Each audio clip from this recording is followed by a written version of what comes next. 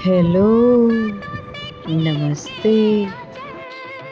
जब हम बीकानेर में रहने वाले लोगों से बात कर रहे थे तो उन्होंने सजेशन दिया, ओल्ड बीकानेर ज़रूर जाइएगा, लेकिन अपनी गाड़ी से मत जाइएगा, ऑटो कर लीजिएगा। वो ज़्यादा अच्छे से आपको सारी हवेलियाँ, मंदिर सब दिखा देगा। और हमने उनकी सलाह मान ली और हम चल पड़े ओल्ड बीकानेर की तरफ। ये हम ऑटो में जा रहे हैं।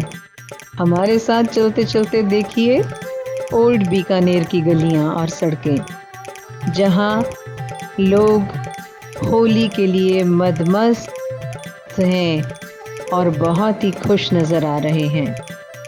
ओल्ड बीकानेर की गलियों में जाना रोमांचक एक्सपीरियंस था।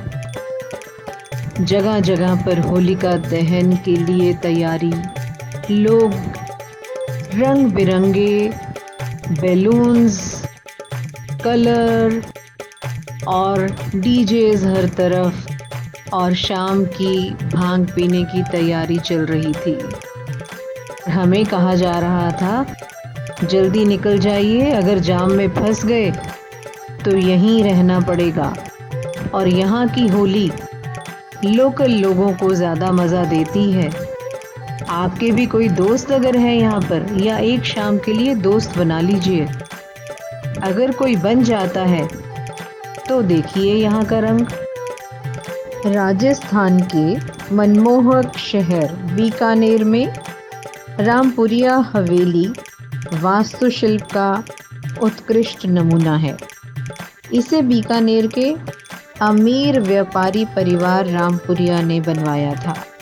इन हवेलियों की नक्काशी, hats off to those labourers, hats off to those architects, simply wonderful. इन हवेलियों का स्ट्रक्चर और उन पर नक्काशी, हर खिड़की पर अलग नक्काशी है।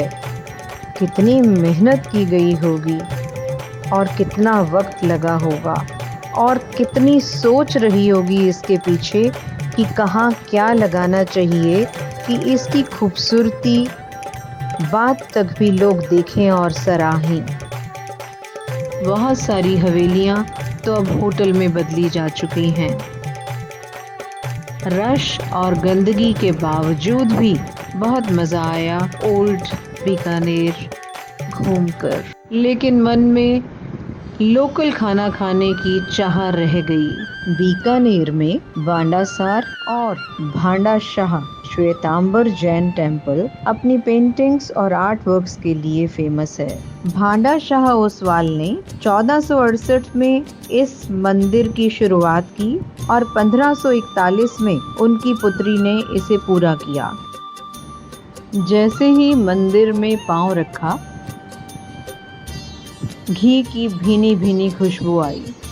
तब पुजारी जी ने बताया कि इसकी नींव में 40,000 केजी शुद्ध घी का प्रयोग किया गया था और गर्मी के मौसम में इसकी दीवारों से घी रिसता है।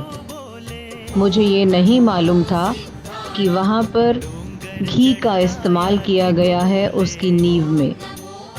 ऐसी किंवदंती है कि इस मंदिर की नींव में पानी की जगह 40,000 केजी शुद्ध घी का प्रयोग किया गया था।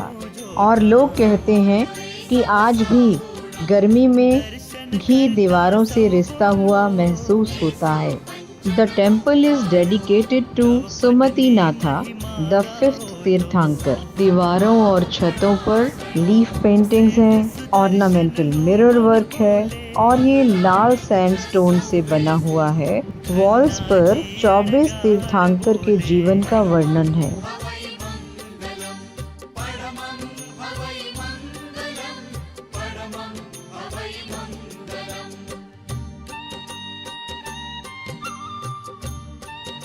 भांडाशाह जैन मंदिर के अंदर वीडियोग्राफी अलाउड नहीं थी, तो जो आप देख पा रहे हैं वो स्टिल फोटोग्राफ्स को एडिटिंग के समय पैन और जूम किया गया है।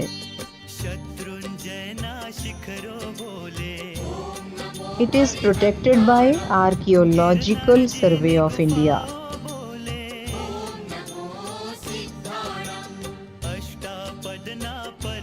भारत में हर मंदिर के साथ कुछ न कुछ कथा जुड़ी हुई है।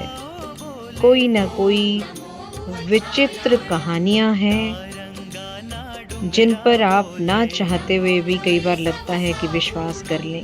आइए अब चलते हैं करणी माता देशनो या चूहों वाला मंदिर में, जो बीकानेर से 30 किलोमीटर दूरी पर है। सफेद रंग का मंदिर और उसकी प्राचीर पर लाल रंग का ध्वज इसकी खूबसूरती बढ़ाता है। मंदिर में 20,000 से भी ज्यादा चूहे हैं, लेकिन वहाँ कोई भी स्मेल नहीं आती है। प्रसाद का भोग चूहों को लगाया जाता है और उसके बाद श्रद्धालुओं में बांटा जाता। करणी माता शक्ति का अवतार थी और ब्रह्मचारी रही। उन्होंने अपनी छोटी बहन की शादी अपने पति देवाजी से करा दी। उनका सबसे छोटा बेटा लक्ष्मण एक दिन स्नान करते हुए कपिल सरोवर में डूब गया। उन्होंने यमराज से प्रार्थना की कि मुझे इसके प्राण वापस चाहिए। तो यमराज ने उनसे सवाल किया कि यदि मैं ऐसा करता हूँ तो पुनर्जन्म का चक्र कैसे चलेगा, किस नियम के अनुसार चलेगा। करणी माता ने कहा कि उनका परिवार अब यमराज के पास नहीं जाएगा। जहाँ मैं रहूंगी वो सब रहेंगे, जहाँ ये मरेंगे तब भी वो मेरे साथ होंगे। तब करणी माता ने काबा का अवतरित रूप चुना।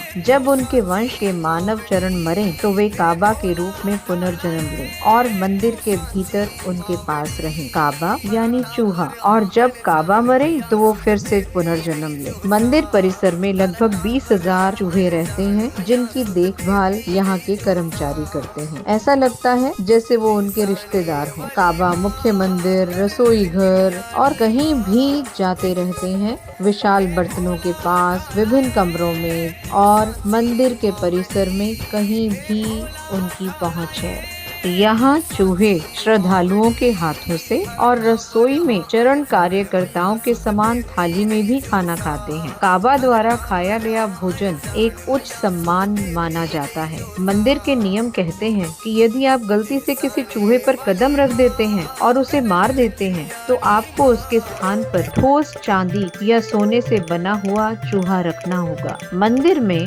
हजारों चूहों में से कुछ सफेद चूहे भी हैं, जिन्हें विशेष रूप से पवित्र माना जाता है। ऐसा माना जाता है कि वे स्वयं करणी माता और उनके 4 भतीजों की अभिव्यक्तियां हैं। उन्हें देखना एक विशेष आशीर्वाद माना जाता है। इस मंदिर में आने का उत्तम समय मार्च, अप्रैल और सितंबर, अक्टूबर माना जाता है। मंदिर के परिसर में विश्राम गृह और धर्मशाला भी है और मंदिर के सामने ही करणी माता का एक म्यूजियम बनाया हुआ है, जिसमें करणी माता ने क्या क्या चमत्कार किए उनकी पेंटिंग्स लगी हुई हैं।